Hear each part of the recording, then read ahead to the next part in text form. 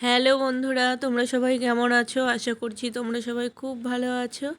দেখো আমিও কিন্তু ভীষণ ভালো আছি। আর যা গরম পড়েছে, প্রচণ্ড গরমে আমার গলার স্বর শুনে তোমরা হালকা বুঝতেই পারছো আমার ভীষণ সর্দি লেগে গেছে এই ঠান্ডা গরম মিলিয়ে। চলো আজকে বানাচ্ছি আমি শুক্তো, তাই ভাবলাম রেসিপিটা তোমাদের সঙ্গে একটু শেয়ার করে দিই।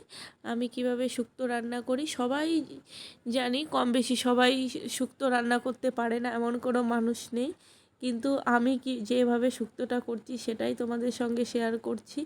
দেখো প্রথমে আমি বেগুন আর কাঁচকলাটা ভেজে নিয়েছি, কারণ কাঁচকলাটা দেখবে তরকারিতে দিলে একটু কেমন কালচে কালচে কালার আসে তরকারির, সেই কারণে আগে থেকে ওই কাঁচকলাটা কেটে আমি হলুদ মাখিয়ে রেখে দিয়েছিলাম যাতে কাঁচকলাটা কালো না হয়। তারপরে দেখো বেগুনের সঙ্গে ভেজে নিয়েছি, কারণ বেগুনটা তো সবজির সঙ্গে ভাজলে পুরো ঘেটে যাবে, সেই কারণে আমি বেগুন আর কাঁচকলাটা আগে ভেজে নিয়েছি। তারপরে দেখো আমি উচ্ছেটা কেটে উচ্ছেটাকেও নুন আর চিনি মাখিয়ে রস বের করে তারপরে ভেজেছি, কারণ উচ্ছেটারও তেতো যে ভাবটা থাকে না, উচ্ছে যদি নুন আর চিনি মাখিয়ে কিছুক্ষণ রেখে পুরো চিপে রস বার করে দাও, দেখবে উচ্ছেটা আর তেতো থাকবে না। তারপরে দেখো আমি বড়িও ভেজে নিয়েছি, তারপরে কড়াইয়ে সামান্য একটু তেল দিয়ে দিয়েছি, তেল দিয়ে দেখো কড়াইয়ে দিয়ে দিলাম আমি পাঁচফোড়ন আর তেজপাতা। তোমরা চাইলে অনেকে রাঁধুনিও দেয়, তোমরা চাইলে রাঁধুনিও দিতে পারো, এখানে আমি পাঁচফোড়ন দিচ্ছি কারণ পাঁচফোড়নটা আমার ভীষণ ভালো লাগে। এদিকে দেখো আমি আলু কেটে রেখেছিলাম, আলু দিয়ে দিলাম। তারপরে আমি তোমাদেরকে বলবো আমি শুক্তোতে কী কী সবজি অ্যাড করেছি। চলো এদিকে দেখো আমি শুক্তোর মধ্যে দিয়ে দিয়েছি পেঁপে, দিয়ে দিয়েছি সজনে ডাঁটা, দিয়ে দিয়েছি বরবটি, দিয়েছি গাজর, দিয়েছি পটল, দিয়েছি। দেখো সম্পূর্ণ সবজিগুলো আমি লম্বা লম্বা করে কেটেছি এক সাইজে। দেখবে সবজি যদি একই ধরনের কাটা হয় না, মানে দেখতেও বেশ সুন্দর লাগে, আর তরকারিটা মানে হলেও বেশ ভালো লাগে।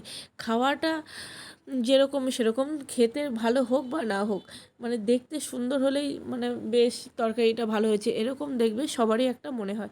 তারপরে দেখো আমি এখানে দিয়ে দিচ্ছি রাঁধুনি বাটা। এদিকে একটু রাঁধুনি বাটা দিয়ে দিলাম। রাঁধুনি বাটা তো শুক্তোতে রাঁধুনি বাটা দিতেই হবে, না দিলেও ভালো লাগে নর্মালি, কিন্তু আমি এখানে রাঁধুনি বাটা দিয়েছি। তারপরে দিয়ে দিলাম পোস্ত আর সর্ষে বাটা। দেখো এখানে আমি একটু ভাবে রান্না করছি বলে তাই আমি এগুলো দিয়েছি, আর ঘরেও আর নর্মালি রান্না করলে এগুলো না দিলেও চলে, হালকাভাবে রান্না করলেও এগুলো দরকার নেই দেওয়ার। তারপরে দেখো আমি এখানে দুধ গুলিয়ে রেখেছি, গুঁড়ো দুধ যেগুলো হয় আমুলের 5 টাকা প্যাকেট, সেই দুধটা গুলিয়ে রেখে দেখো আমি এখানে দুধও দিয়ে দিয়েছি। তারপরে এই দুধটা দেওয়ার পরে সামান্য পরিমাণে একটুখানি আমি জল দেব, জল দিয়ে সবজিটাকে আমি ঢেলে দেব।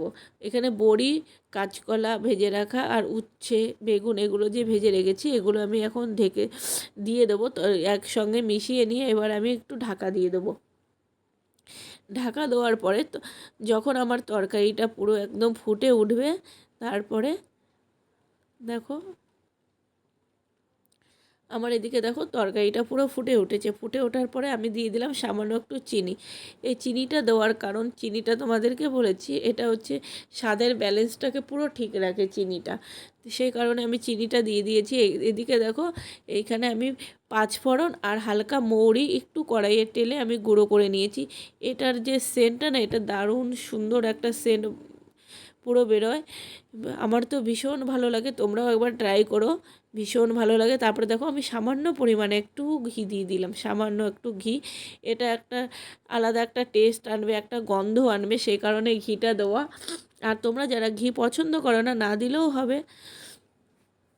আর এখানে আমি একটু টেস্টের জন্য ঘিটা দিয়েছি। দেখো আমার পুরো শুক্তো রেডি, তোমরা গরম গরম ভাতে দুপুরবেলা